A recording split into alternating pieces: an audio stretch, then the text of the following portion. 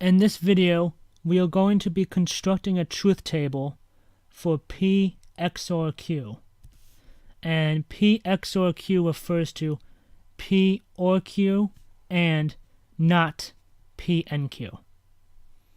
So we first put in those truth values for P and Q into this table.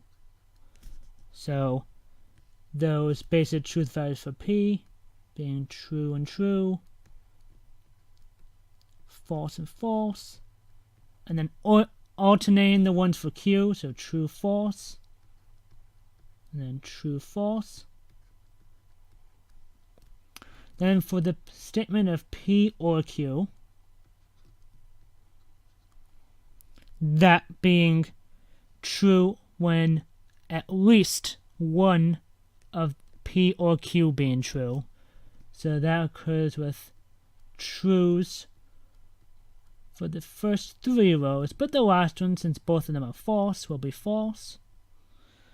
For P and Q,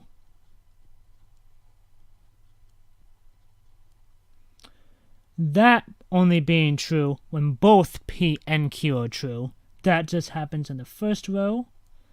All the rest are false. And then we want to negate that P and Q statement for that statement here on the right. So the negation of P and Q, negation of P and Q, that's just going to flip these truth values. So false, true, true, and true. And then finally, since we want the statement of this P or Q and not P and Q, that being instead of this last box on here. So let me just write as much of that as I could fit into this box actually. So P or Q and not P and Q.